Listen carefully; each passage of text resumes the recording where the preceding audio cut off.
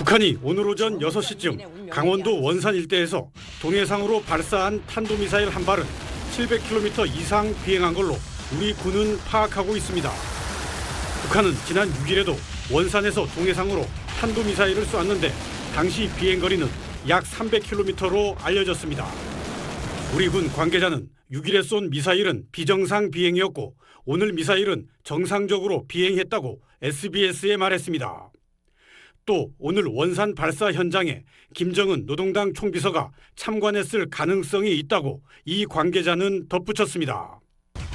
기존 고체 연료 단거리 탄도미사일이라면 한 번에 2발 이상 쐈을 가능성이 크고 발사가 실패할 확률도 현저히 낮은 반면 6일과 오늘은 딱 한 발씩 발사했고 그중 한 번은 실패한 겁니다.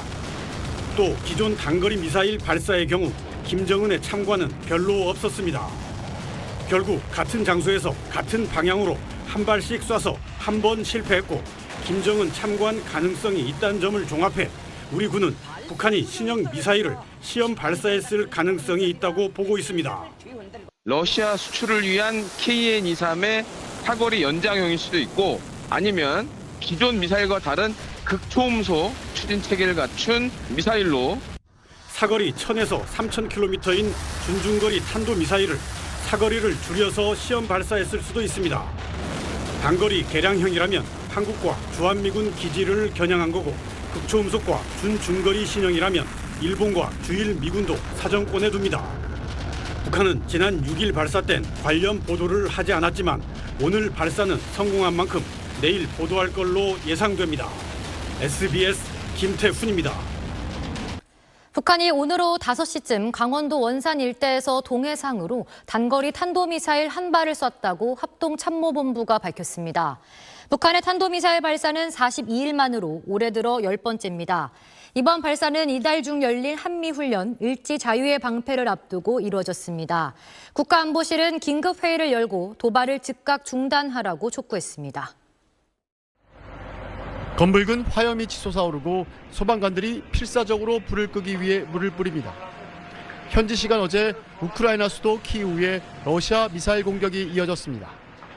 우크라이나 측은 러시아 공격으로 민간인 6명이 숨지고 19명이 다쳤다고 밝혔습니다. 특히 이번 공격엔 러시아가 북한산 탄도미사일을 동원했다고 젤렌스키 우크라이나 대통령은 주장했습니다.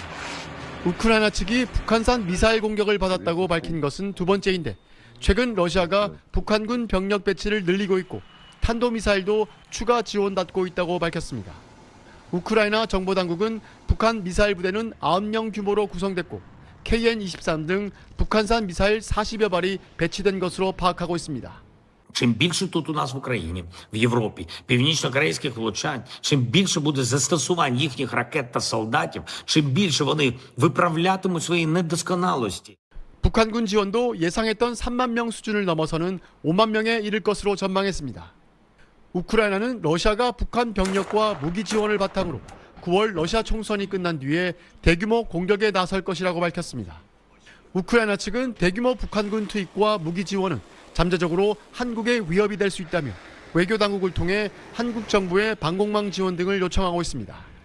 우리 정부는 이 같은 우크라이나의 요청에 대해 일단 신중한 입장을 취하고 있는 상태입니다. 파리에서 SBS 권영인입니다.